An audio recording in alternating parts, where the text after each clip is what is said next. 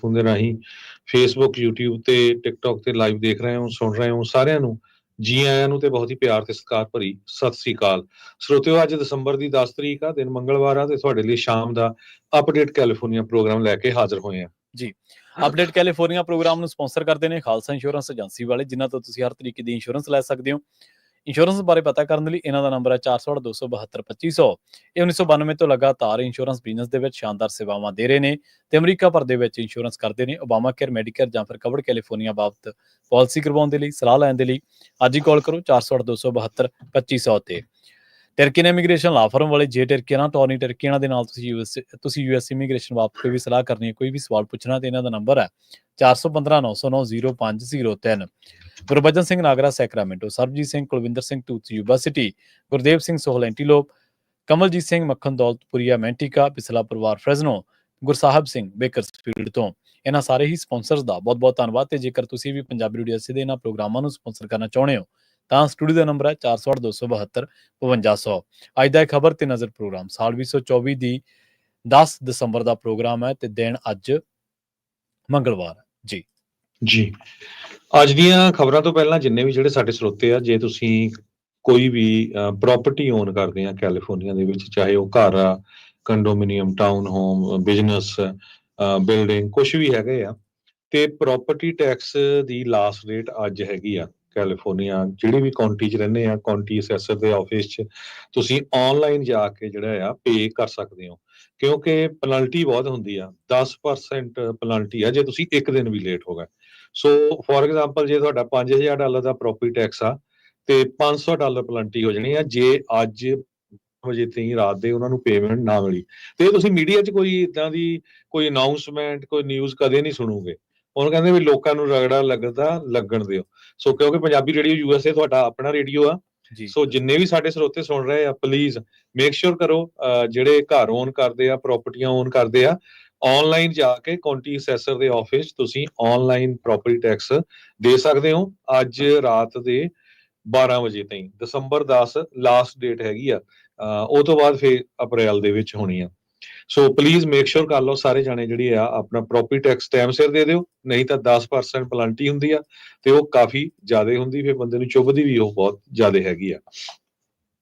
ਤੇ ਅੱਜ ਦੀਆਂ ਖਬਰਾਂ ਵੱਲ ਆਈਏ ਤੇ ਸਦਰਨ ਕੈਲੀਫੋਰਨੀਆ ਦੇ ਵਿੱਚ ਅੱਗ ਨੇ ਤਬਾਹੀ ਮਚਾਈ ਹੋਈ ਹੈਗੀ ਆ। NBC ਰਿਪੋਰਟ ਕਰ ਰਿਹਾ ਵੀ fire blows up in southern California, destroying homes and forcing thousands of people. ਕਈ ਘਰਾਂ ਨੂੰ ਅੱਗਾਂ ਲੱਗ ਰਹੀਆਂ ਆ, ਹਜ਼ਾਰਾਂ ਦੀ ਗਿਣਤੀ ਦੇ ਵਿੱਚ ਲੋਕ ਛੱਡ ਕੇ ਆਪਣੇ ਘਰਾਂ ਨੂੰ ਮੈਲਬੂ ਵਾਲਾ ਜਿਹੜਾ ਏਰੀਆ ਆ ਸਦਰਨ ਕੈਲੀਫੋਰਨੀਆ ਦਾ, ਉਹ ਭੱਜ ਰਹੇ ਹੈਗੇ ਆ। CNN ਵੀ ਇਹੀ ਰਿਪੋਰਟ ਕਰ ਰਿਹਾ ਵੀ ਮੈਲਬੂ ਦੇ ਜਿਹੜੇ ਰੈਜ਼ੀਡੈਂਟਸ ਆ ਉਹ ਵਾਈਲਡ ਫਾਇਰ ਤੋਂ ਭੱਜਦੇ ਹੋਏ ਆਪਣੇ ਜਿਹੜੇ ਘਰ ਆ ਉਹਨਾਂ ਨੂੰ ਛੱਡ ਰਹੇ ਆ, ਕਿਉਂਕਿ ਘਰ ਲਗਾਤਾਰ ਅੱਗ ਦੀ ਭੇਂਟ ਚੜ ਰਹੇ ਹੈਗੇ ਆ। ਕੱਲ ਰਾਤੀ ਇਹ ਅੱਗ ਸ਼ੁਰੂ ਹੋਈ ਸੀ ਥੋੜੇ ਜਿਹਾ ਏਕੜ ਤੋਂ, 2700 ਤੋਂ ਵੱਧ ਏਕੜ ਤੱਕ ਇਹ ਅੱਗ ਫੈਲ ਚੁੱਕੀ ਆ। ਹਵਾਵਾਂ ਉੱਥੇ ਬਹੁਤ ਤੇਜ਼ ਆ, 40 ਤੋਂ 45 ਮੀਲ ਪਰ ਆਵਰ ਦੇ ਹਿਸਾਬ ਦੇ ਨਾਲ, ਜਿਹਦੇ ਕਰਕੇ ਜਿਹੜੀ ਅੱਗ ਆ ਉਹ ਬਹੁਤ ਤੇਜ਼ੀ ਦੇ ਨਾਲ ਫੈਲ ਰਹੀ ਹੈਗੀ ਆ। ਫਰੈਂਕਲਿਨ ਫਾਇਰ ਨੇ ਜਿਹੜੇ ਉੱਥੇ ਦੇ ਰਹਿਣ ਵਾਲੇ ਰੈਜ਼ੀਡੈਂਟਸ ਆ ਉਹਨਾਂ ਨੂੰ ਇੱਕ ਤਰ੍ਹਾਂ ਦੇ ਨਾਲ ਹੈਰਾਨ ਕਰ ਦਿੱਤਾ ਵੀ ਇੰਨੀ ਤੇਜ਼ੀ ਦੇ ਨਾਲ ਜਿਹੜੀ ਆ ਉਹ ਅੱਗ ਫੈਲੀ ਹੈਗੀ ਆ। ਇੱਕ ਰੈਜ਼ੀਡੈਂਟ ਲੀਡੀਆ ਨਾਮ ਦੀ ਬੀਬੀ ਆ, ਉਹ ਕਹਿੰਦੀ ਆ ਵੀ ਉਹ ਮਿਡਲ ਆਫ ਦਾ ਨਾਈਟ ਜਦੋਂ ਫਾਇਰ ਉਹਦੀ ਪ੍ਰਾਪਰਟੀ ਦੇ ਲਾਗੇ ਪਹੁੰਚ ਗਈ ਤੇ ਕਿਸੇ ਨੇ ਉਹਦਾ ਡੋਰ ਜ਼ੋਰ ਦੀ ਨਾਲ ਖੜਕਾਇਆ, ਤੇ ਮੈਂ ਕਹਿੰਦੀ ਵੀ ਡਰੈਸ ਅਪ ਹੋਣ ਦੀ ਵੀ ਨਹੀਂ ਮੇਰੇ ਕੋਲ ਟਾਈਮ ਸੀਗਾ ਤੇ ਦਵਾ ਸੱਟ ਕਾਰ 'ਚ ਜੰਪ ਹੋ ਕੇ ਭੱਜ ਗਏ ਉੱਥੋਂ। ਤਾਂ ਲੱਕਲੀ ਜਿਹੜੇ ਆ ਉਹ ਬਚ ਗਏ ਹੈਗੇ ਆ। ਕਹਿੰਦੀ ਡਾਊਨ ਦਾ ਜਿਹੜਾ ਉਹਨਾਂ ਦੇ ਘਰ ਤੋਂ ਜਗ੍ਹਾ ਸੀ ਉਹ ਆਲਰੇਡੀ ਸੜ ਕੇ ਸਵਾਹ ਹੋ ਗਿਆ ਸੀਗਾ। ਪੈਪਰਡਾਈਨ ਯੂਨੀਵਰਸਿਟੀ ਉਸ ਏਰੀਏ ਦੇ ਵਿੱਚ ਆ, ਉੱਥੇ ਦੇ ਜਿਹੜੇ ਸਟੂਡੈਂਟਸ ਆ ਉਹਨਾਂ ਨੂੰ ਸ਼ੈਲਟਰ ਇਨ ਪਲੇਸ ਕੀਤਾ ਗਿਆ ਹੈਗਾ। ਡੋਰਮੇਟਰੀਜ਼ ਦੇ, ਲਾਇਬ੍ਰੇਰੀਜ਼ ਦੇ ਇਨਸਾਈਡ ਰਹਿਣ, ਕਿਉਂਕਿ ਧੂਏ ਦੇ ਨਾਲ ਸਾਹ ਵੀ ਘੁੱਟ ਹੁੰਦਾ ਆ, ਜਾਂ ਬਹੁਤ ਸਾਰੇ ਲੋਕ ਉੱਥੋਂ ਮੂਵ ਹੋ ਗਏ ਹੈਗੇ ਆ। ਇੱਕ ਮੋਨਿਕਾ ਨਾਮ ਦੀ ਬੀਬੀ ਆ, ਉਹ ਕਹਿੰਦੀ ਵੀ ਮੈਂ ਤਾਂ ਇੱਥੇ ਰਹਿ ਰਹੀ ਹਾਂ, ਆਪਣੇ ਕੰਡੋਮੀਨੀਅਮ ਨੂੰ ਮੈਂ ਸੇਵ ਕਰੂੰਗੀ ਜਿੰਨਾ ਕੁ ਸੇਵ ਕਰ ਸਕਦੀ ਹਾਂ। ਜੋ ਉਹਦਾ ਇੱਕ ਦੋਸਤ ਕੋਈ ਆਇਆ ਸੈਂਟਾ ਬਾਰਬਰਾ ਤੋਂ, ਉਹ ਕਹਿੰਦੇ ਇਕੱਠੇ ਅਸੀਂ ਰਹਿ ਰਹੇ ਹਾਂ ਇਸ ਟਾਈਮ ਦੇ ਉੱਤੇ। ਫਾਇਰ ਦੇ ਜਿਹੜੇ ਫੁੱਟਪ੍ਰਿੰਟਸ ਆ 100 ਏਕੜ ਤੋਂ ਸ਼ੁਰੂ ਹੋਈ ਸੀ ਕੱਲ ਰਾਤੀ 11:54 ਤੇ ਜਿਸ ਟਾਈਮ ਆਪਾਂ ਤੁਹਾਡੇ ਨਾਲ ਖਬਰਾਂ ਸਾਂਝੀਆਂ ਕਰ ਰਹੇ ਹਾਂ 2700 ਤੋਂ ਵੱਧ ਏਕੜ ਸੜ ਕੇ ਸੁਆਹ ਹੋ ਚੁੱਕੇ ਆ। ਲਾਸ ਐਂਜਲਸ ਕਾਉਂਟੀ ਦੀ ਫਾਇਰ ਤੇ ਕੈਲ ਫਾਇਰ ਆਫੀਸ਼ੀਅਲਸ ਵਾਲੇ ਦੱਸ ਰਹੇ ਹੈਗੇ ਆ। 0% ਕੰਟੇਨਡ ਆ। ਪਹਿਲਾਂ 700 ਦੇ ਕਰੀਬ ਫਾਇਰ ਫਾਈਟਰ ਸੀ, ਫਿਰ 300 ਹੋਰ ਐਡ ਕੀਤੇ ਗਏ। ਇਸ ਟਾਈਮ 1000 ਤੋਂ ਵੱਧ ਜਿਹੜੇ ਫਾਇਰ ਫਾਈਟਰ ਆ ਉਹ ਅੱਗ ਬੁਝਾਉਣ ਦੇ ਵਿੱਚ ਲੱਗੇ ਹੋਏ ਹੈਗੇ ਆ। ਮੈਲਬੂ ਜਿਹੜਾ ਏਰੀਆ ਆ ਦੁਨੀਆ ਦਾ ਬੜਾ ਐਕਸਪੈਂਸਿਵ ਏਰੀਆ, ਇੱਕ ਪਾਸੇ ਸਮੁੰਦਰ ਆ, ਇੱਕ ਪਾਸੇ ਪਹਾੜੀਆਂ ਆ, ਬਹੁਤ ਮਹਿੰਗੇ ਘਰ ਉੱਥੇ ਹੈਗੇ, ਤੇ ਆਲਰੇਡੀ ਜਿਹੜੇ ਕਈ ਘਰ ਆ ਉਹ ਅੱਗ ਦੀ ਭੇਂਟ ਚੜ ਗਏ ਹੈਗੇ ਆ। ਹਵਾ ਜਿਹੜੀ ਇੰਨੀ ਤੇਜ਼ ਆ ਉਹਦੇ ਕਰਕੇ ਜਿਹੜੀ ਆ ਫਲੇਮਸ, ਉਹਨੂੰ ਕਹਿੰਦੇ ਫੀਡਿੰਗ ਹੋ ਰਹੀ ਆ, ਫਲੇਮਸ ਬਹੁਤ ਤੇਜ਼ੀ ਦੇ ਨਾਲ ਫੈਲ ਰਹੀ ਹੈਗੀ ਆ। 60,000 ਤੋਂ ਵੱਧ ਜਿਹੜੇ ਕੈਲੀਫੋਰਨੀਆ ਦੇ ਉਸ ਏਰੀਏ ਦੇ ਵਿੱਚ ਰੈਜ਼ੀਡੈਂਟਸ ਆ ਉਹ ਇਸ ਟਾਈਮ ਬਿਨਾਂ ਬਿਜਲੀ ਤੋਂ ਹੈਗੇ ਆ। poweroutage.us ਦਾ ਜਿਹੜਾ ਵੈਬਸਾਈਟ ਆ ਉਹਦੇ ਮੁਤਾਬਕ ਲਾਸ ਐਂਜਲਸ ਕਾਉਂਟੀ ਦੀ ਫਾਇਰ ਡਿਪਾਰਟਮੈਂਟ ਨੇ ਇਵੈਕੂਏਸ਼ਨ ਆਰਡਰ ਜਾਰੀ ਕੀਤੇ ਆ east of Solstice Canyon road ਤੇ south of Piuma road. Sierra Retreat area ਜਿਹੜਾ ਹੈਗਾ 18,000 ਦੇ ਕਰੀਬ ਲੋਕ ਉੱਥੋਂ ਤੇ 8100 ਦੇ ਕਰੀਬ ਘਰ ਤਾਂ ਬਿਜ਼ਨੈਸਸ ਹੈਗੇ ਆ ਜਿਨ੍ਹਾਂ ਨੂੰ ਇਵੈਕੂਏਟ ਕੀਤਾ ਗਿਆ ਹੈਗਾ। ਸਕੂਲ ਅੱਜ ਮੈਲਬੂ ਦੇ ਵਿੱਚ ਬੰਦ ਕਰ ਦਿੱਤੇ ਗਏ ਫਾਇਰ ਥ੍ਰੈਟ ਕਰਕੇ। ਕਈ ਸਕੂਲ ਜਿਹੜੇ ਸੈਨ ਡੀਗੋ ਕਾਉਂਟੀ ਦੇ ਵਿੱਚ ਵੀ ਹੈਗੇ ਆ ਉਹਨਾਂ ਨੂੰ ਬੰਦ ਕਰ ਦਿੱਤਾ ਗਿਆ ਹੈਗਾ। ਕੈਲੀਫੋਰਨੀਆ ਦੇ ਗਵਰਨਰ ਨੇ ਫੀਮਾ ਨੂੰ ਕੰਟੈਕਟ ਕੀਤਾ ਤੇ ਫੀਮਾ ਵਾਲਿਆਂ ਨੇ ਐਮਰਜੈਂਸੀ ਜਿਹੜੀ ਸਪੋਰਟ ਕਰਨ ਦੀ ਜਿਹੜੀ ਆ ਗੱਲ ਕੀਤੀ ਹੈਗੀ ਆ, ਤੇ ਉਹਨਾਂ ਨੇ ਜੋ ਵੀ ਹੈਲਪ ਚਾਹੀਦੀ ਆ ਕੈਲੀਫੋਰਨੀਆ ਦੇ ਗਵਰਨਰ ਦੇ ਮੁਤਾਬਕ ਉਹ ਔਨ ਪ੍ਰਾਇੋਰਟੀ ਬੇਸਿਸ ਦੇ ਰਹੇ ਹੈਗੇ ਆ। ਯੂਨੀਵਰਸਿਟੀ ਦੇ ਸਟੂਡੈਂਟਸ ਸ਼ੈਲਟਰ ਇਨ ਪਲੇਸ ਹੈਗੇ ਆ ਬਹੁਤ ਸਾਰੇ। ਜੇ ਤੁਸੀਂ ਯੂਨੀਵਰਸਿਟੀ ਦੀਆਂ ਬਿਲਡਿੰਗ ਦੇਖੋ ਆਲੇ ਦੁਆਲੇ ਬਹੁਤ ਅੱਗ ਦੀਆਂ ਲਾਟਾਂ ਜਿਹੜੀਆਂ ਦੂਰ ਦੂਰ ਤੱਕ ਤੁਸੀਂ ਦੇਖ ਸਕਦੇ ਹੋ। ਬਹੁਤ ਸਾਰੇ ਲੋਕਾਂ ਦੇ ਬੱਚੇ ਵੀ ਇਹ ਪੈਪਰਡਾਈਨ ਯੂਨੀਵਰਸਿਟੀ 'ਚ ਪੜ੍ਹਦੇ ਆ, ਪ੍ਰਾਈਵੇਟ ਕਾਲਜ ਆ, ਬੜਾ ਹੀ ਮਸ਼ਹੂਰ ਜਿਹੜਾ ਇਹ ਯੂਨੀਵਰਸਿਟੀ ਹੈਗੀ ਆ। ਸਿਚੁਏਸ਼ਨ ਇਸ ਟਾਈਮ ਬਹੁਤ ਹੀ ਜ਼ਿਆਦਾ ਖਤਰਨਾਕ ਬਣੀ ਹੋਈ ਆ, ਕਹਿੰਦੇ ਪਾਰਟੀਕੂਲਰਲੀ ਡੇਂਜਰਸ ਸਿਚੁਏਸ਼ਨ ਆ। Level 3 of 3 extremely critical fire ਇਸ ਟਾਈਮ ਲੱਗੀ ਹੋਈ ਹੈਗੀ ਆ। ਇਹ ਪਿਛਲੀ ਜਿਹੜੀ ਰੈੱਡ ਫਲੈਗ ਵਾਰਨਿੰਗ ਆਈ ਸੀ ਨਵੰਬਰ ਦੇ ਵਿੱਚ, ਉਦੋਂ ਮਾਊਂਟਨ ਫਾਇਰ ਜਦੋਂ ਲੱਗੀ ਸੀ ਉਹ 20,000 ਏਕੜ ਵੈਂਚਰਾ ਕਾਉਂਟੀ ਦੇ ਵਿੱਚ ਸੜ ਕੇ ਸਵਾਹ ਹੋ ਗਿਆ ਸੀ, ਜਿਨ੍ਹਾਂ ਦੇ ਵਿੱਚ ਕਈ ਘਰ ਵੀ ਸੜੇ ਸੀਗੇ। ਸੋ ਆਪਾਂ ਸਾਰੇ ਇਹੀ ਅਰਦਾਸ ਕਰਦੇ ਹਾਂ ਵੀ ਜਲਦੀ ਤੋਂ ਜਲਦੀ ਜਿਹੜੀ ਅੱਗ ਆ ਉਹ ਫਾਇਰ ਫਾਈਟਰ ਉਸ ਨੂੰ ਬੁਝਾਉਣ ਦੇ ਵਿੱਚ ਕਾਮਯਾਬ ਹੋਣ ਤੇ ਕਿਸੇ ਦਾ ਜਾਨੀ ਮਾਲੀ ਨੁਕਸਾਨ ਨਾ ਹੋਵੇ। ਜੀ ਬਿਲਕੁਲ। ਜਿਹੜੀ ਅਗਲੀ ਖਬਰ ਹੈ ਤੇ ਉਹ ਵੀ ਕੁਦਰਤੀ ਆਫਤਾਂ ਦੇ ਨਾਲ ਜੁੜੀ ਹੋਈ ਹੈ। ਅਰਥਕੁਏਕ ਜਿਹੜਾ ਕਿ ਮਹਿਸੂਸ ਕੀਤਾ ਗਿਆ 5.8 ਮੈਗਨੀਟਿਊਡ ਦਾ, ਉਹ ਨੇਵਾਡਾ ਜਿਹੜੀ ਕੈਲੀਫੋਰਨੀਆ ਦੀ ਗੁਆਂਢੀ ਸਟੇਟ ਆ ਉੱਥੇ ਕੀਤਾ ਗਿਆ ਤੇ ਯੂਐਸ ਜੀਓਲੋਜੀਕਲ ਸਰਵੇ ਦੇ ਮੁਤਾਬਕ ਇਸ ਨੇ ਲਿਓਨ ਕਾਉਂਟੀ ਦੇ ਨਾਲ ਨਾਲ ਤੇ ਹੋਰ ਜਿਹੜੇ ਇਲਾਕੇ ਨੇ ਯਰਿੰਗਟਨ ਦੇ ਇਲਾਕੇ ਨੇ ਉਹਨਾਂ ਦੇ ਵਿੱਚ ਇਹਨੇ ਹਿੱਟ ਕੀਤਾ ਤੇ ਇਹਦਾ ਜਿਹੜਾ ਅਰਥਕੁਏਕ ਦਾ ਜਿਹੜਾ ਮੈਗਨੀਟਿਊਡ ਆ 5.8 ਨੋਟ ਕੀਤਾ ਗਿਆ। ਦੱਸਿਆ ਗਿਆ ਕਿ ਹੁਣ ਇਹਦੇ ਜਿਹੜੇ ਭੂਚਾਲ ਦੇ ਝਟਕੇ 12 ਝਟਕੇ ਜਿਹੜੇ ਨੇ ਉਹ ਉਸ ਤੋਂ ਬਾਅਦ ਵੀ ਮਹਿਸੂਸ ਕੀਤੇ ਗਏ, ਜਦੋਂ ਇਹ ਝਟਕੇ 3:08 ਤੇ ਸ਼ਾਮ ਨੂੰ ਜਿਹੜੇ ਮਹਿਸੂਸ ਕੀਤੇ ਗਏ। ਦੱਸਿਆ ਗਿਆ ਕਿ ਇਹ ਜਿਹੜੇ ਝਟਕੇ ਨੇ ਸੈਕਰਾਮੈਂਟੋ, ਸੈਨ ਮਾਈਕਿਨ ਤੇ ਹੋਰ ਜਿਹੜੀਆਂ ਕਾਉਂਟੀਜ਼ ਨੇ ਇਹਦੇ ਨਾਲ ਦੇ ਲੱਗਦੀਆਂ ਉੱਥੋਂ ਬਹੁਤ ਦੂਰ ਜ਼ਿਆਦਾ ਜਿਹੜੇ ਮਹਿਸੂਸ ਕੀਤੇ ਗਏ ਨੇ ਤੇ USGS ਨੇ ਇਹਦਾ ਜਿਹੜਾ ਦਾਅਵਾ ਕੀਤਾ। California house of emergency services ਜਿਹੜੀ ਆ ਉਹ ਕੰਮ ਕਰ ਰਹੀ ਹੈ ਕਿ ਜੇ ਕੈਲੀਫੋਰਨੀਆ ਦੇ ਜਿਨ੍ਹਾਂ ਇਲਾਕਿਆਂ ਦੇ ਵਿੱਚ ਵੀ ਝਟਕੇ ਮਹਿਸੂਸ ਕੀਤੇ ਗਏ ਨੇ, ਆਪਾਂ ਲੰਘੇ ਦਿਨੀ ਖਬਰ ਵੀ ਸਾਂਝੀ ਕੀਤੀ ਸੀਗੀ ਕਿ ਜਿਵੇਂ ਕੈਲੀਫੋਰਨੀਆ ਦੇ ਵਿੱਚ ਇੱਕ ਵਾਰੀ ਸੁਨਾਮੀ ਦੀ ਜਿਹੜੀ ਚੇਤਾਵਨੀ ਉਹ ਵੀ ਜਾਰੀ ਕੀਤੀ ਗਈ ਸੀਗੀ ਤੇ ਉਸ ਤੋਂ ਬਾਅਦ 4 ਕੁਛ ਮਿੰਟਾਂ ਦੇ ਉੱਤੇ ਜਿਹੜਾ ਸ਼ਾਮ ਦੇ ਸਮੇਂ ਉਦੋਂ ਦੱਸਿਆ ਗਿਆ ਕਿ ਨੇਵਾਡਾ ਤੇ ਕੈਲੀਫੋਰਨੀਆ ਦੇ ਜਿਹੜੇ ਇਹਨਾਂ ਇਲਾਕਿਆਂ ਦੇ ਵਿੱਚ ਝਟਕੇ ਮਹਿਸੂਸ ਕੀਤੇ ਗਏ ਉੱਥੇ ਕੋਈ ਜ਼ਿਆਦਾ ਡੈਮੇਜ ਜਿਹੜਾ ਉਹ ਨਹੀਂ ਰਿਪੋਰਟ ਕੀਤਾ ਗਿਆ। ਕ੍ਰਿਸਟੀ ਰੋ ਜਿਹੜੇ ਕਿ ਨੇਵਾਡਾ ਲੈਬੋਰਟਰੀ ਦੇ ਨਾਲ ਕੰਮ ਕਰਦੇ ਨੇ, ਉਹਨਾਂ ਨੇ ਕਿਹਾ ਕਿ ਜਿਹੜਾ ਏਰੀਆ ਉਹ ਜਿੱਥੇ ਹਿੱਟ ਹੋਇਆ ਉੱਥੇ ਕੋਈ ਜ਼ਿਆਦਾ ਡੈਂਸ ਪੋਪੂਲੇਸ਼ਨ ਨਹੀਂ ਹੈ, ਕੋਈ ਜ਼ਿਆਦਾ ਸੰਘਣੀ ਆਬਾਦੀ ਨਹੀਂ ਹੈ ਤੇ ਹਲੇ ਤੱਕ ਵੀ ਜਿਹੜੇ ਲੋਕ ਜ਼ਖਮੀ ਹੋਏ ਦੱਸੇ ਜਾ ਰਹੇ ਨੇ ਜਾਂ ਜਿੱਥੇ ਪ੍ਰਭਾਵਿਤ ਇਲਾਕੇ ਨੇ ਉੱਥੇ ਜੋ ਉਹਨਾਂ ਦੀ ਮਦਦ ਜਿਹੜੀ ਆ ਉਹ ਕੀਤੀ ਜਾ ਰਹੀ ਹੈ। ਪਰ ਉਹ ਕਹਿੰਦੇ ਕਿ ਇੱਕ ਵਾਰੀ ਜ਼ਰੂਰ, ਕਿਉਂਕਿ ਪਹਿਲਾਂ ਹੀ ਕੈਲੀਫੋਰਨੀਆ ਦੇ ਜਿਹੜੇ ਨਿਵਾਸੀ ਨੇ ਉਹ ਪਹਿਲਾਂ ਹੀ ਥੋੜੇ ਦਿਨ ਪਹਿਲਾਂ ਕਹਿ ਲਓ ਕਿ ਇੱਕ ਸੁਨਾਮੀ ਦੀ ਚੇਤਾਵਨੀ ਚੱਲ ਕੇ ਹਟਿਆ ਤੇ ਉਸ ਤੋਂ ਬਾਅਦ ਉਹ ਨਿਕਲੇ ਕੁਝ ਹੀ ਘੰਟਿਆਂ ਦੇ ਵਿੱਚ ਇਸ ਚੀਜ਼ ਉੱਤੇ। ਇਹ ਜਿਹੜੇ ਨੇਵਾਡਾ ਦੇ ਇਲਾਕਿਆਂ ਦੇ ਵਿੱਚ ਮਹਿਸੂਸ ਕੀਤੇ ਗਏ, ਇਹਨਾਂ ਨੇ ਇੱਕ ਵਾਰ ਫਿਰ ਤੋਂ ਇਹਨਾਂ ਇਲਾਕਿਆਂ ਦੇ ਨਿਵਾਸੀ ਜਿੱਥੇ ਜਿੱਥੇ ਝਟਕੇ ਮਹਿਸੂਸ ਕੀਤੇ ਗਏ ਆ ਉਹਨਾਂ ਦੇ ਵਿੱਚ ਇਹਦਾ ਖਾਸੀ ਜਿਹੜੀ ਦਹਿਸ਼ਤ ਆ ਉਹ ਦੇਖੀ ਜਾ ਸਕਦੀ ਹੈ। ਅਗਲੀ ਖਬਰ ਵੱਲ ਚਲੀਏ। ਕੈਲੀਫੋਰਨੀਆ ਦੇ ਵਿੱਚ ਇੱਕ ਕਨਵਿਕਟਡ ਕਿਲਰ ਜਿਹਨੂੰ 2 ਵਾਰ ਐਗਜ਼ੀਕਿਊਸ਼ਨ ਦੀ ਸਜ਼ਾ ਦਿੱਤੀ ਗਈ ਸੀ, ਵੀ ਫਾਂਸੀ ਦੀ ਸਜ਼ਾ ਦਿੱਤੀ ਗਈ ਸੀ, ਦੋਨੋਂ ਵਾਰੀ ਉਹ ਬਚ ਗਿਆ ਸੀ। ਉਹਦੀ ਜਿਹੜੀ ਆ ਕੈਲੀਫੋਰਨੀਆ ਦੀ ਜੇਲ੍ਹ ਦੇ ਵਿੱਚ ਹੁਣ ਮੌਤ ਹੋ ਗਈ ਹੈਗੀ ਆ। ਡੈਰਲ ਟੀ ਕੈਂਪ 88 ਸਾਲਾਂ ਦਾ ਨੈਚੁਰਲ ਕਾਜ਼ਸ ਦੇ ਨਾਲ ਕੈਲੀਫੋਰਨੀਆ ਦੀ ਮੈਡੀਕਲ ਫੈਸਿਲਿਟੀ ਜੋ ਸਲਾਨੋ ਕਾਉਂਟੀ ਦੇ ਵਿੱਚ ਹੈਗੀ ਆ, ਉੱਥੇ ਉਸ ਦੀ ਮੌਤ ਹੋਈ ਆ। ਕੈਲੀਫੋਰਨੀਆ ਡਿਪਾਰਟਮੈਂਟ ਆਫ ਕਰੈਕਸ਼ਨ ਤੇ ਰਿਹੈਬਲੀਟੇਸ਼ਨ ਉਹਨਾਂ ਦੇ ਮੁਤਾਬਕ ਇਹ ਦੱਸਿਆ ਗਿਆ ਹੈਗਾ। ਕੈਂਪ ਜਿਹੜਾ ਆ ਉਹ 600 ਜੋ ਇਨਮੇਟਸ ਹੈਗੇ ਕੈਲੀਫੋਰਨੀਆ ਪੀਨਲ ਸਿਸਟਮ ਦੇ ਵਿੱਚ ਜਿਨ੍ਹਾਂ ਨੂੰ ਡੈਥ ਸੈਂਟੈਂਸ ਦਿੱਤੀ ਗਈ, ਉਹਨਾਂ ਦੇ ਵਿੱਚੋਂ ਇੱਕ ਸੀਗਾ। ਸੋ 2 ਵਾਰੀ ਇਹ ਬਚਦਾ ਰਿਹਾ। ਲਾਸ ਐਂਜਲਸ ਦੇ ਵਿੱਚ ਇਸਨੇ ਫਸਟ ਡਿਗਰੀ ਮਰਡਰ ਦੇ ਚਾਰਜ ਹੋਏ ਸੀ 2009 ਦੇ ਵਿੱਚ, ਜਦੋਂ ਇਹ 1978 ਦੇ ਵਿੱਚ ਰੇਪ ਤੇ 40 ਸਾਲਾਂ ਦੀ ਆਰਮੀਡਾ ਬਿਲਸੇ ਉਹਨੂੰ ਮਾਰਨ ਦੇ ਲਈ ਇਸ ਨੂੰ ਚਾਰਜ ਕੀਤਾ ਗਿਆ ਸੀ 2009 ਦੇ ਵਿੱਚ। ਕੰਟਰਾ ਕੋਸਟਾ ਕਾਉਂਟੀ 'ਚ ਵਾਪਰਿਆ ਸੀਗਾ।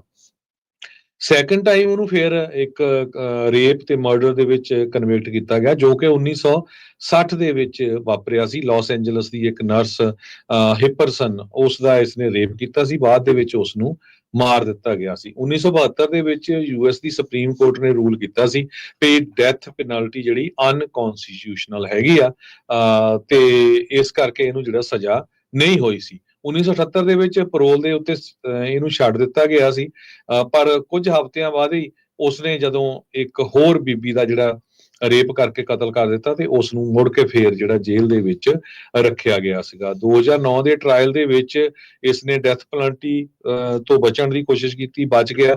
ਉਹਦੇ ਡਿਫੈਂਸ ਅਟਾਰਨੀ ਨੇ ਇਹ ਆਰਗੂ ਕੀਤਾ ਸੀ ਵੀ ਉਹ ਮੈਂਟਲੀ ਜਿਹੜਾ ਆ ਉਹ ਸਿੱਖ ਹੈਗਾ ਆ, ਤੇ ਜਿਹਦੇ ਕਰਕੇ ਉਹ ਰੇਪ ਕਰਦਾ ਤੇ ਲੋਕਾਂ ਨੂੰ ਮਾਰ ਦਿੰਦਾ ਹੈਗਾ ਆ। ਪਰ ਅਲਟੀਮੇਟਲੀ ਹੁਣ ਉਸ ਦੀ ਜਿਹੜੀ ਆ ਨੈਚੁਰਲ ਮੌਤ ਹੋ ਗਈ ਹੈਗੀ ਜੀ। ਅਗਲੀ ਖਬਰ ਦੇ ਵੱਲ ਵਧੀਏ ਤੇ ਗੱਲ ਕਰੀਏ ਇਮੀਗ੍ਰੈਂਟਸ ਦੀ। ਜਿਵੇਂ ਟਰੰਪ ਜਿਹੜੇ ਨੇ ਜਿੱਤੇ ਨੇ ਚੋਣ, ਤੇ ਉਸ ਤੋਂ ਬਾਅਦ ਜਿਹੜੇ ਗੈਰ ਕਾਨੂੰਨੀ ਪ੍ਰਵਾਸੀ ਨੇ ਉਹਨਾਂ ਦੇ ਵਿੱਚ ਖਾਸਾ ਜਿਹੜਾ ਇਸ ਮਾਮਲੇ ਦੇ ਵਿੱਚ ਖੌਫ ਦੇਖਿਆ ਜਾ ਰਿਹਾ ਕਿ ਬਣੂਗਾ ਕੀ। ਇਸ ਸੰਦਰਭ ਦੇ ਵਿੱਚ ਬਹੁਤ ਸਾਰੇ ਲੋਕ ਹੁਣ ਇਮੀਗ੍ਰੇਸ਼ਨ ਜਿਹੜੇ ਵਕੀਲ ਨੇ ਉਹਨਾਂ ਤੱਕ ਪਹੁੰਚ ਕਰ ਰਹੇ ਨੇ। ਸਟੇਟ ਬਾਰ ਆਫ ਕੈਲੀਫੋਰਨੀਆ ਜਿਹੜੀ ਆ ਉਹਨੇ ਇੱਕ ਅਜਿਹੇ ਅਟਾਰਨੀ ਦਾ ਪਰਦਾਫਾਸ਼ ਕੀਤਾ ਜਿਹੜਾ ਕਿ ਫੇਕ ਅਟਾਰਨੀ ਸੀਗਾ, ਤੇ ਇਹਨੇ ਹੁਣ ਤੱਕ ਕਈ ਜਿਹੜੇ ਫਿਲਪੀਨੋ ਮੂਲ ਦੇ ਜਿਹੜੇ ਲੋਕ ਨੇ ਇਮੀਗ੍ਰੈਂਟਸ ਨੇ ਉਹਨਾਂ ਨੂੰ ਐਕਸਪਲੋਇਟ ਕੀਤਾ, ਉਹਨਾਂ ਨੂੰ ਝੂਠੇ ਲਾਰੇ ਲਾਏ, ਝੂਠੇ ਵਾਅਦੇ ਕੀਤੇ। ਇਹਦੇ ਕੋਲੇ ਨਾ ਤਾਂ ਕੋਈ ਲਾਇਸੈਂਸ ਸੀਗਾ ਤੇ ਨਾ ਹੀ ਕੋਈ ਇਹਦੇ ਕੋਲੇ ਇਸ ਤਰ੍ਹਾਂ ਦੀ ਕੋਈ ਕਾਨੂੰਨੀ ਜਿਹੜੀ ਆ ਉਹ ਇਸ ਤਰ੍ਹਾਂ ਦੀ ਕੋਈ ਸੁਵਿਧਾ ਸੀਗੀ ਜਿਹਦੇ ਨਾਲ ਇਹ ਕੰਮ ਕਰ ਸਕੇ। ਮਤਲਬ ਕੋਈ ਇਸ ਤਰ੍ਹਾਂ ਦੀ ਸਹੂਲਤ ਦੇਣ ਦੇ ਇਹ ਕੋਈ ਕਾਬਲ ਹੀ ਨਹੀਂ ਸੀਗਾ। ਪਰ ਇਹਨੇ ਫੇਕ ਅਟਾਰਨੀ ਨੇ ਲੋਕਾਂ ਤੋਂ, ਖਾਸ ਕਰਕੇ ਫਿਲਪੀਨੋ ਜਿਹੜੇ ਇਮੀਗ੍ਰੈਂਟਸ ਨੇ ਉਹਨਾਂ ਦੇ ਸੰਪਰਕ ਦੇ ਵਿੱਚ ਆ ਕੇ ਇਹਨੇ ਉਹਨਾਂ ਤੋਂ ਹਜ਼ਾਰਾਂ ਡਾਲਰ ਜਿਹੜੇ ਨੇ ਉਹ ਲਾ ਲਏ ਨੇ। ਆਪਾਂ ਅਕਸਰ ਹੀ ਪੰਜਾਬ ਦੇ ਵਿੱਚ ਵੀ ਦੇਖਦੇ ਹਾਂ, ਭਾਰਤ ਦੇ ਵਿੱਚ ਵੀ ਨਕਲੀ DSP ਫੜਿਆ ਗਿਆ, ਨਕਲੀ ਫਲਾਨਾ ਫੜਿਆ ਗਿਆ। ਠੀਕ ਉਸੇ ਤਰ੍ਹਾਂ ਦੀ ਮਿਸਾਲ ਇੱਥੇ ਵੀ ਮਿਲਦੀ ਆ। ਸਟੇਟ ਬਾਰ ਜਿਹੜੇ ਅਫੀਸ਼ੀਅਲਸ ਨੇ ਉਹਨਾਂ ਦੇ ਦੱਸਣ ਦੇ ਮੁਤਾਬਕ ਸੈਲ ਐਸਪਰਾਂਜ਼ਾ ਜਿਹੜਾ ਉਹਦੇ ਕੋਲੋਂ ਇਸ ਮਾਮਲਿਆਂ ਦੇ ਵਿੱਚ ਜਿਹੜਾ ਅੰਗੇਜ ਹੋਣ ਦੀਆਂ ਹਜ਼ਾਰਾਂ ਜਿਹੜੀਆਂ ਮਿਸਾਲਾਂ ਮਿਲ ਜਾਣਗੀਆਂ, ਤੇ ਉਹ ਜਿਹੜੀ ਆ ਪ੍ਰੈਕਟਿਸ ਕਰ ਰਿਹਾ ਨਵੰਬਰ 2021 ਤੋਂ ਲਗਾਤਾਰ। ਸਟੇਟ ਬਾਰ ਨੇ ਉਹਦੇ ਕੋਲੋਂ 30 ਬਾਕਸ ਜਿਹੜੇ ਨੇ ਕਲੈਕਟ ਕੀਤੇ ਨੇ, ਜਿਹਦੇ ਵਿੱਚ ਉਹਦੇ ਕਲਾਇੰਟਸ ਦੀਆਂ ਫਾਈਲਸ ਮਿਲੀਆਂ ਨੇ, 5 ਕੰਪਿਊਟਰਸ ਮਿਲੇ ਨੇ ਜਿਹੜੇ ਕਿ ਉਹਦੇ ਓਲੰਪਿਕ ਐਵੀਨਿਊ ਆਫਿਸ ਦੇ ਲਾਗੇ ਜਿਹੜਾ ਐਸਪਰਾਂਜ਼ਾ ਦਾ ਆਫਿਸ ਆ ਉੱਥੋਂ ਮਿਲੀਆਂ ਨੇ। ਤੇ ਉਹਨੇ ਇੱਕ ਬਿਜ਼ਨਸ ਜਿਹੜਾ ਪ੍ਰੈਸਟਾਈਜ਼ ਨੈਟਵਰਕ ਰਿਸੋਰਸ ਕੰਸਲਟਿੰਗ ਇੰਕ ਦੇ ਨਾਂ ਤੇ ਜਿਹੜਾ ਉਹ ਖੋਲਿਆ ਹੋਇਆ ਸੀਗਾ। ਇਨਵੈਸਟੀਗੇਸ਼ਨ ਜਦੋਂ ਚੱਲ ਰਹੀ ਸੀਗੀ ਤੇ ਉਦੋਂ ਲੋਕ ਹੈਰਾਨ ਰਹਿ ਗਏ ਵੀ ਇਹਨੇ ਜਿਹੜੇ ਇਮੀਗ੍ਰੈਂਟਸ ਆਉਂਦੇ ਸੀ ਫਿਲਪੀਨੋ ਮੂਲ ਦੇ, ਤੇ ਉਹਦਾ ਫਿਲਪੀਨ ਜਿਹੜੇ ਲੋਕ ਨੇ ਫਿਲਪਾਈਨਸ ਦੇ ਰਹਿਣ ਵਾਲੇ ਉਹਨਾਂ ਦੇ ਨਾਲ ਇਹਦਾ ਚੰਗਾ ਰਾਬਤਾ ਸੀਗਾ, ਤੇ ਇਹਨੇ ਕਿਹਾ ਕਿ ਤੁਸੀਂ ਮੈਨੂੰ ਕਲਾਇੰਟ ਦਿਓ। ਇਹਨੇ ਨਵੰਬਰ 2019 ਦੇ ਵਿੱਚ ਇੱਕ ਬੰਦੇ ਤੋਂ US ਦੇ ਵਿੱਚ ਉਹਦਾ ਅਸਾਈਲਮ ਕੇਸ ਲੜਨ ਤੇ ਉਹਨੂੰ ਬਾਅਦ ਦੇ ਵਿੱਚ ਜਿਹੜਾ US ਦੀ ਨਾਗਰਿਕਤਾ ਦਿਵਾਉਣ ਦੇ ਬਦਲੇ 11,000 ਰੁਪਇਆ ਲਾ ਲਿਆ। ਉਸ ਤੋਂ ਬਾਅਦ ਇਹਨੇ ਇੱਕ ਹੋਰ ਜਿਹੜੀ ਫੈਮਿਲੀ ਇਸ ਤਰ੍ਹਾਂ ਦੀ, ਉਹਨਾਂ ਤੋਂ ਇਹਨੇ ਲਾਸ ਐਂਜਲਸ ਦੇ ਇਲਾਕਿਆਂ ਦੇ ਵਿੱਚ ਉਹਨਾਂ ਤੋਂ ਵੀ ਜਿਹੜੇ ਕਪਲ ਤੋਂ ਉਹਨਾਂ ਤੋਂ ਵੀ ਕਈ ਹਜ਼ਾਰ ਡਾਲਰ ਇਹਨੇ ਲਾ ਲਏ। ਇਹ ਕਹਿਣਾ ਸੀਗਾ ਵੀ ਮੈਂ ਤੁਹਾਡਾ ਜਿਹੜਾ ਉਹ US ਸਿਟੀਜ਼ਨਸ਼ਿਪ ਦਾ ਕੇਸ ਲੜੂੰਗਾ, ਅਸਾਈਲਮ ਵੀ ਲੜੂੰਗਾ, ਤੇ ਉਸ ਤੋਂ ਬਾਅਦ ਤੁਹਾਨੂੰ ਹੋਰ ਜਿਹੜੀਆਂ ਇਮੀਗ੍ਰੇਸ਼ਨ ਸਰਵਿਸਿਜ਼ ਆ ਉਹ ਤੁਹਾਨੂੰ ਲੈ ਕੇ ਦੇਵਾਂਗਾ। ਇਸੇ ਤਰ੍ਹਾਂ ਇੱਕ ਹੋਰ ਜਿਹੜਾ ਬੰਦਾ ਉਹ ਸਾਹਮਣੇ ਆਇਆ, ਉਹ ਕਹਿ ਰਿਹਾ ਸੀਗਾ ਕਿ ਮੈਨੂੰ ਇਹਨੇ ਗ੍ਰੀਨ ਕਾਰਡ ਦਾ ਵਾਅਦਾ ਕੀਤਾ ਤੇ ਇਹਨੇ ਮੈਥੋਂ 12,000 ਡਾਲਰ ਜਿਹੜਾ ਉਹ ਲਾ ਲਿਆ, ਮਤਲਬ 12,000 ਡਾਲਰ ਲੈ ਲਿਆ। ਉਸ ਤੋਂ ਬਾਅਦ ਇਹਦਾ ਜਿਹੜਾ ਪਰਦਾਫਾਸ਼ ਹੁੰਦਾ ਐਸਪਰਾਂਜ਼ੇ ਦਾ, ਤੇ ਪਰ ਬਾਅਦ ਦੇ ਵਿੱਚ ਜਦੋਂ ਇਹਦੇ ਤੋਂ ਪੁੱਛ ਪੜਤਾਲ ਕੀਤੀ ਗਈ, ਇਹ ਫੇਲ ਸਾਬਤ ਹੋਇਆ ਵੀ ਇਹਨੂੰ ਜਿਹੜੀ ਇਮੀਗ੍ਰੇਸ਼ਨ ਜੋ ਵੀ ਤੁਸੀਂ ਪ੍ਰੈਕਟਿਸ ਕਰਦੇ ਆ ਕਿਸੇ ਵੀ ਤਰ੍ਹਾਂ ਦੇ ਲਾਅ ਦੀ, ਉਹ ਜਿਹੜੇ ਡਾਕੂਮੈਂਟਸ ਚਾਹੀਦੇ ਉਹ ਪ੍ਰੋਵਾਈਡ ਕਰਨ ਦੇ ਵਿੱਚ। ਸੋ ਇਹਨੇ ਸਟੇਟ ਬਾਰ ਨੇ ਹੁਣ ਜਿਹੜਾ ਇਹਦਾ ਕੰਮਕਾਰ ਸੀਗਾ ਉਹਦਾ ਪਰਦਾਫਾਸ਼ ਕਰਕੇ ਇਹਨੂੰ ਜਿਹੜਾ ਪੁਲਿਸ ਦੇ ਹਵਾਲੇ ਕੀਤਾ ਤੇ ਇਹਦੇ ਮਾਮਲੇ ਦੀ ਜਿਹੜੀ ਜਾਂਚ ਆ ਉਹ ਚੱਲ ਰਹੀ ਆ। ਤੁਸੀਂ ਦੇਖੋ ਵੀ 30 ਬਾਕਸ ਫਾਈਲਾਂ ਦੇ ਮਿਲੇ ਆ ਤੇ ਇਹ ਬੰਦਾ ਇੱਕ ਫੇਕ ਅਟਾਰਨੀ ਅਖੀਰ ਦੇ ਉੱਤੇ ਸਾਬਤ ਹੁੰਦਾ। ਪਤਾ ਨਹੀਂ ਕਿੰਨੇ ਫਿਲਪੀਨੋ ਮੂਲ ਦੇ ਲੋਕ ਜਿਹੜੇ ਵਿਚਾਰੇ ਦਿਨ ਰਾਤ ਮਿਹਨਤ ਕਰਦੇ ਹੋਣਗੇ, ਹੱਡ ਭੰਨਵੀਂ ਕਮਾਈ ਕਰਦੇ ਹੋਣਗੇ ਤੇ ਇਹਨੂੰ ਪੈਸੇ ਦੇ ਕੇ ਉਡੀਕ ਰਹੇ ਹੋਣਗੇ ਸਾਡੀ ਤਰੀਕ ਜਾਂ ਸਾਡੀ ਨਾਗਰਿਕਤਾ ਕਿੱਥੇ ਰਹਿ ਗਈ। ਜੀ ਅਗਲੀ ਖਬਰ ਵੱਲ ਚਲੀਏ। ਇੱਕ ਜੋ ਡੇਅਰੀ ਕਾਊਜ਼ ਹੈਗੀਆਂ ਆ, ਗਾਵਾਂ ਆ, ਉਹਨਾਂ ਤੋਂ ਵਾਇਰਸ ਦੇ ਨਾਲ ਜਿਹੜਾ ਆ ਇੱਕ ਨੌਜਵਾਨ ਬੱਚਾ ਆ ਉਹ ਪੀੜਤ ਹੋਇਆ ਹੈਗਾ। ਕਹਿੰਦੇ ਵੀ ਬਰਡ ਫਲੂ ਜੋ ਕੈਲੀਫੋਰਨੀਆ ਦੇ ਇੱਕ ਬੱਚੇ ਕੋਲ ਆਇਆ ਤੇ ਉਹ ਇਹ ਫਿਗਰ ਆਊਟ ਕਰ ਰਿਹਾ CDC ਵਾਲੇ ਵੀ ਇਹ ਕਿਸ ਤਰ੍ਹਾਂ ਡੇਅਰੀ ਤੋਂ ਉਸ ਬੱਚੇ ਨੂੰ ਪਹੁੰਚਿਆ ਹੈਗਾ। ਸੈਂਟਰ ਫॉर ਡਿਸੀਜ਼ ਕੰਟਰੋਲ ਤੇ ਪ੍ਰੀਵੈਂਸ਼ਨ ਵੱਲੋਂ ਇਹ ਦੱਸਿਆ ਗਿਆ ਹੈ ਜੋ ਬੱਚਾ ਕੈਲੀਫੋਰਨੀਆ ਦੇ ਵਿੱਚ ਰਹਿੰਦਾ ਆ, H5N1 ਬਰਡ ਫਲੂ ਇਹ ਕਿਸ ਤਰ੍ਹਾਂ ਉਸ ਤੱਕ ਪਹੁੰਚਿਆ, ਇਹ ਉਸ ਨੂੰ ਫਿਗਰ ਆਊਟ ਕਰ ਰਹੇ ਹੈਗੇ ਆ। ਹਾਲਾਂਕਿ ਇਹ ਮਾਈਲਡ ਇਲਨੈਸ ਹੈਗੀ, ਇਸ ਟਾਈਮ ਪਿੰਕ ਆਈਜ਼ ਹੋ ਜਾਂਦੀਆਂ ਹੈਗੀਆਂ, ਪਰ ਜੋ CDC ਵਾਲੇ ਆ ਇਸ ਨੂੰ ਬਹੁਤ ਜ਼ਿਆਦਾ ਜਿਹੜੀ ਆ ਸੀਰੀਅਸਲੀ ਲੈ ਰਹੇ ਹੈਗੇ ਆ। 700 ਦੇ ਕਰੀਬ ਡੇਅਰੀਜ਼ ਹੈਗੀਆਂ ਆ 15 ਸਟੇਟਾਂ ਦੇ ਵਿੱਚ। ਸੋ ਕਿਉਂਕਿ ਅਗਰ ਗਾਈਆਂ ਨੂੰ ਵੀ ਇਹ ਹੋ ਜਾਏ ਤਾਂ ਉਹ ਫਿਰ ਬਹੁਤ ਜ਼ਿਆਦਾ ਜਿਹੜਾ ਨੁਕਸਾਨ ਹੁੰਦਾ ਹੈਗਾ ਤੇ ਬਹੁਤ ਵਾਰ ਗਾਈਆਂ ਜਿਹੜੀਆਂ ਆ ਮਾਰਨੀਆਂ ਵੀ ਪੈ ਜਾਂਦੀਆਂ ਹੈਗੀਆਂ। ਜੀ ਅਗਲੀ ਜਿਹੜੀ ਖਬਰ ਆ ਉਹ LA ਤੋਂ ਆ ਰਹੀ ਹੈ। LA ਦੇ ਵਿੱਚ ਇੱਕ ਲਾਸ ਐਂਜਲਸ ਕਾਉਂਟੀ ਸ਼ੈਰਿਫ ਦਾ ਜਿਹੜਾ ਡਿਪਾਰਟਮੈਂਟ ਆ ਉਹ ਇਨਵੈਸਟੀਗੇਟ ਕਰ ਰਿਹਾ ਕਿ ਇੱਕ ਡਿਪਟੀ ਨੇ ਇੱਕ ਬੰਦੇ ਨੂੰ ਜਿਹੜਾ ਉਹ ਗੋਲੀ ਮਾਰ ਕੇ ਮਾਰ ਦਿੱਤਾ ਈਸਟ ਲਾਸ ਐਂਜਲਸ ਦੇ ਇਲਾਕਿਆਂ ਦੇ ਵਿੱਚ। ਜਿਹੜੀ LASD ਦੀ ਐਡਵਾਈਜ਼ਰੀ ਆ ਉਹਨੇ ਇਹ ਅਪਡੇਟ ਕੀਤੀ ਹੈ ਤੇ ਉਹਨਾਂ ਨੇ ਦੱਸਿਆ ਕਿ ਇਹ ਜਿਹੜੀ ਘਟਨਾ ਵਾਪਰੀ ਆ ਇਹ ਇੱਕ ਕਨਵੀਨੀਅੰਸ ਸਟੋਰ ਦੇ ਨੇੜੇ ਵਾਪਰੀ ਹੈ ਜਿਹੜੇ ਕਿ 6500 ਓਲੰਪਿਕ ਬੁਲੇਵਾਰਡ ਦੇ ਇਲਾਕਿਆਂ ਦੇ ਵਿੱਚ ਪੈਂਦਾ ਤੇ ਰਾਤ ਦਾ ਸਮਾਂ ਸੀ 12:44 AM ਦੇ ਉੱਤੇ ਘਟਨਾ ਵਾਪਰੀ ਹੈ ਸਵੇਰ ਦੇ ਸਮੇਂ। ਉਹ ਦੱਸ ਰਹੇ ਸੀਗੇ ਕਿ ਜਦੋਂ ਉਹ ਪਹੁੰਚਿਆ ਤੇ ਉਸ ਤੋਂ ਬਾਅਦ ਉਹਨੇ ਜਿਹੜਾ ਗੱਲਬਾਤ ਹੋਈ ਇਹਨਾਂ ਦੋਨਾਂ ਦੇ ਵਿਚਾਲੇ ਤੇ ਜਿਹੜਾ ਉਹ ਸਸਪੈਕਟ ਹੈ ਉਹ ਗਨ ਫਾਇਰ ਦੇ ਨਾਲ ਜਿਹੜਾ ਇੰਜਰਡ ਹੋ ਗਿਆ ਸੀਗਾ। ਬਾਅਦ ਦੇ ਵਿੱਚ ਜਦੋਂ LA County fire department paramedics ਇਹਦੇ ਕੋਲੇ ਪਹੁੰਚੇ ਤਾਂ ਉਹਨਾਂ ਨੇ ਇਹਨੂੰ ਮੌਕੇ ਤੇ ਜਿਹੜਾ ਉਹ ਮ੍ਰਿਤਕ ਐਲਾਨ ਦਿੱਤਾ ਗਿਆ। ਇਹਨਾਂ ਦੇ ਵਿੱਚ ਆਪਸੀ ਗੱਲਬਾਤ ਕੀ ਹੋਈ ਆ, ਉਹਨੇ ਕਿਉਂ ਮਤਲਬ ਉਕਸਾਇਆ ਇਸ ਆਫੀਸਰ ਨੂੰ ਗੋਲੀ ਚਲਾਉਣ ਦੇ ਲਈ, ਤੇ ਹੈਂਡਗਨ ਜਿਹੜੀ ਉਹ ਵੀ ਰਿਕਵਰਡ ਹੋਈ ਹੈ ਉੱਥੋਂ ਜਿਹੜਾ ਵਾਰਦਾਤ ਵਾਲੀ ਥਾਂ। ਡਿਪਟੀ ਜਿਹੜਾ ਉਹ ਇੰਜਰਡ ਨਹੀਂ ਹੋਇਆ। ਜਿਹੜੀ ਹੋਰ ਐਡੀਸ਼ਨਲ ਇਨਫੋਰਮੇਸ਼ਨ ਉਹਦਾ ਵੇਟ ਕੀਤਾ ਜਾ ਰਿਹਾ ਕਿ ਕੇਸ ਜਾਊ ਕਿਸ ਪਾਸੇ। ਪਰ ਹਾਂ ਇਹਨਾਂ ਜ਼ਰੂਰ ਹੈ ਕਿ ਦੋਸ਼ ਇਹ ਲੱਗ ਰਹੇ ਨੇ ਕਿ ਜਿਹੜਾ ਲਾਸ ਐਂਜਲਸ ਕਾਉਂਟੀ ਡਿਪਾਰਟਮੈਂਟ ਹੈ, ਸ਼ੈਰਿਫ ਡਿਪਾਰਟਮੈਂਟ ਹੈ, ਉਹਨਾਂ ਦੇ ਇੱਕ ਡਿਪਟੀ ਨੇ ਇੱਕ ਬੰਦੇ ਨੂੰ ਗੋਲੀ ਮਾਰ ਕੇ ਮਾਰ ਦਿੱਤਾ। ਅਗਲੀ ਖਬਰ ਵੱਲ ਚਲੀਏ। ਕੈਲੀਫੋਰਨੀਆ ਦੇ ਵਿੱਚ ਗਵਰਨਰ ਦੀ ਟਰਮ ਜਿਹੜੀ ਆ 2026 ਚ ਖਤਮ ਹੋ ਜਾਣੀ ਆ। ਵਾਈਸ ਪ੍ਰੈਜ਼ੀਡੈਂਟ ਕਮਲਾ ਹੈਰਿਸ ਦੇ ਉੱਤੇ ਬਹੁਤ ਲੋਕਾਂ ਦੀ ਅੱਖ ਹੈਗੀ ਆ ਇਸ ਟਾਈਮ ਵੀ ਉਹ ਕੈਲੀਫੋਰਨੀਆ ਦੀ ਗਵਰਨਰ ਦੇ ਲਈ ਜਿਹੜੀ ਇਲੈਕਸ਼ਨ ਲੜ ਸਕਦੇ ਆ, ਕਿਉਂਕਿ ਗੈਬਨ ਨਿਊਸਮ ਉਹਦੀ ਜਿਹੜੀ ਆ ਟਰਮ ਆਊਟ ਹੋ ਜਾਣੀ ਆ, ਉਹ ਇਲੈਕਸ਼ਨ ਨਹੀਂ ਲੜ ਸਕਦੇ ਹੈਗੇ। ਜਿਹੜੇ ਨਵੇਂ ਪੋਲ ਆਏ ਆ ਉਹਨਾਂ ਦੇ ਮੁਤਾਬਕ ਕਮਲਾ ਹੈਰਿਸ ਨੂੰ ਕਾਫੀ ਜ਼ਿਆਦਾ ਐਡਵਾਂਟੇਜ ਆ। 46% ਵੋਟਰ ਇਹ ਕਹਿੰਦੇ ਆ ਵੀ ਅਸੀਂ ਕਮਲਾ ਹੈਰਿਸ ਨੂੰ ਐਜ਼ ਏ ਗਵਰਨਰ 2026 ਦੇ ਵਿੱਚ ਵੋਟਾਂ ਪਾਵਾਂਗੇ। UC Berkeley Institute of Governmental Studies ਦਾ ਜਿਹੜਾ ਇਹ ਸਰਵੇ ਆ ਕੋ ਸਪਾਂਸਰਡ ਬਾਈ ਦਾ ਟਾਈਮਸ ਦੇ ਮੁਤਾਬਕ ਇਹ ਆਇਆ ਹੈਗਾ।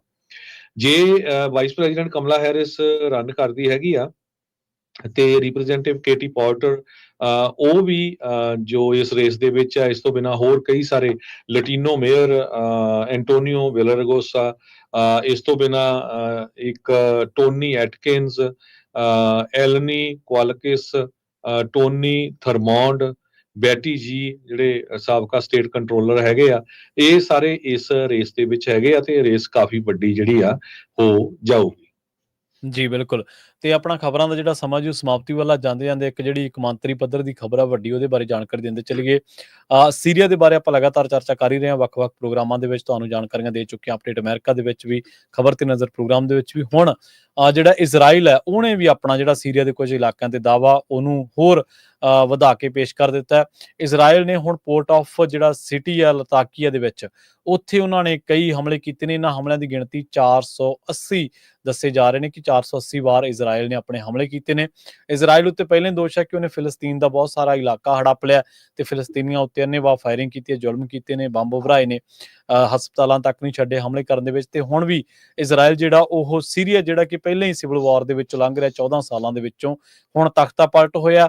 ਤੇ ਇਜ਼ਰਾਈਲ ਨੇ ਤਖਤਾ ਪਲਟ ਦੇ ਇਸ ਸਮੇਂ ਦੇ ਦੌਰਾਨ, ਜਦੋਂ ਕਿ ਸੀਰੀਆ ਦੀ ਜਨਤਾ ਜਸ਼ਨ ਮਨਾ ਰਹੀ ਹੈ, ਤੇ ਆਪਣੇ ਹੁਣ ਇਹਨਾਂ ਨੇ ਵੀ ਗੋਲੇ ਜਿਹੜੇ ਦਾਗਣੇ ਉੱਥੇ ਸ਼ੁਰੂ ਕਰ ਦਿੱਤੇ ਨੇ।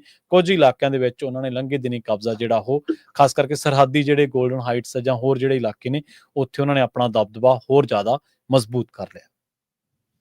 ਸਟਾਕ ਮਾਰਕੀਟ ਦੀ ਗੱਲ ਕਰਦੇ ਜਾਈਏ, ਡਾਓ ਜੋਨ ਇੰਡਸਟਰੀਅਲ ਡਾਊਨ ਗਿਆ 0.35%, ਕਲੋਜ਼ ਹੋਇਆ 44247.83 ਦੇ ਉੱਤੇ। ਜੀ। S&P ਇੰਡੈਕਸ 500 ਡਾਊਨ ਗਿਆ 0.30% ਤੇ ਕਲੋਜ਼ ਹੋਇਆ 6034.91 ਤੇ। ਨੈਸਡੈਕ ਡਾਊਨ ਗਿਆ 0.25% ਦੇ ਉੱਤੇ, ਕਲੋਜ਼ ਹੋਇਆ 19687.24 ਦੇ ਉੱਤੇ। ਜੀ, ਇਸੇ ਤਰ੍ਹਾਂ ਜੇਕਰ ਕਰੰਸੀ ਦੀ ਗੱਲ ਕਰੀਏ ਤਾਂ ਅੱਜ ਇੱਕ US ਡਾਲਰ ਦੀ ਕੀਮਤ ਕੈਨੇਡਾ ਦੇ $1.42 ਦੇ ਬਰਾਬਰ, ਇੰਡੀਆ ਦੇ ₹84.99 ਦੇ ਬਰਾਬਰ, ਲਗਭਗ ₹85.85 ਤੇ ਪਾਕਿਸਤਾਨ ਦੇ $277.82 ਦੇ ਬਰਾਬਰ ਜਿਹੜੀ ਹੈ ਇੱਕ US ਡਾਲਰ ਦੀ ਕੀਮਤ ਰਹੀ ਹੈ। ਜੀ, ਸੋ ਸਰੋਤਿਆਂ ਨੂੰ ਇੱਕ ਵਾਰੀ ਫੇਰ ਦੱਸਦੇ ਜਾਈਏ, ਰਹਿਰਾ ਸਾਹਿਬ ਦੇ ਪਾਠ ਤੋਂ ਬਾਅਦ ਕਥਾ ਆਉਂਦੀ ਆ। ਇਹ ਸਾਰਾ ਮਹੀਨਾ ਜਿਹੜਾ ਸਾਹਿਬਜ਼ਾਦਿਆਂ ਨੂੰ ਸਮਰਪਿਤ ਹੈਗਾ, ਤੇ ਬਹੁਤ ਹੀ ਪਿਆਰੀ ਕਥਾ ਕੱਲ ਤੋਂ ਸ਼ੁਰੂ ਕੀਤੀ ਹੋਈ ਹੈਗੀ ਆ। ਪੂਰਾ ਜਿਹੜਾ ਸਾਕਾ ਸਰਹੰਦ, ਕਿਸ ਤਰ੍ਹਾਂ ਅਨੰਦਪੁਰ ਸਾਹਿਬ ਤੋਂ ਚਮਕੌਰ ਸਾਹਿਬ, ਕਿਸ ਤਰ੍ਹਾਂ ਜਿਹੜੇ 10ਵੇਂ ਪਾਤਸ਼ਾਹ ਸਾਹਿਬਜ਼ਾਦੇ, ਕਿਸ ਤਰ੍ਹਾਂ ਸਾਹਿਬਜ਼ਾਦੇ ਸ਼ਹੀਦ ਹੋਏ, ਸਾਰਾ ਜਿਹੜਾ ਇਤਿਹਾਸ ਆ ਉਹ ਇਸ 15-16 ਦਿਨ ਦੀ ਕਥਾ ਹੈਗੀ ਆ। ਕੱਲ ਤੋਂ ਸ਼ੁਰੂ ਕੀਤੀ ਆ, ਸਾਨੂੰ ਕਾਲਸ ਵੀ ਬਹੁਤ ਆਈਆਂ ਸੀਆਂ ਵੀ ਬਹੁਤ ਵਧੀਆ ਕਥਾ ਆ, ਜ਼ਰੂਰ ਕਥਾ ਸੁਣਿਓ। ਰਹਿਰਾ ਸਾਹਿਬ ਤੋਂ ਬਾਅਦ 1 ਘੰਟੇ ਦੀ ਕਥਾ ਆ, ਉਹ ਲੜੀਵਾਰ ਹਰ ਰੋਜ਼ ਆਪਾਂ ਤੁਹਾਨੂੰ ਸਰਵਣ ਕਰਵਾਉਂਦੇ ਆ। ਤੇ ਇੱਥੇ ਹੀ ਸਰੋਤਿਆਂ ਤੋਂ ਇਜਾਜ਼ਤ ਲੈਂਦੇ ਆ। ਮੇਰੇ ਹਰਜੋਤ ਸਿੰਘ ਵੱਲੋਂ, ਜੀ, ਮੇਰੇ ਪ੍ਰਵੀਨ ਸ਼ਰਮਾ ਵੱਲੋਂ ਤੁਹਾਨੂੰ ਸਾਰਿਆਂ ਨੂੰ ਬਹੁਤ ਹੀ ਪਿਆਰ ਤੇ ਸਤਿਕਾਰ ਭਰੀ ਸਤਿ ਸਤਿ ਸ੍ਰੀ ਅਕਾਲ, ਤੇ ਸੁਣਦੇ ਰਹੋ ਪੰਜਾਬੀ ਰੇਡੀਓ US। US।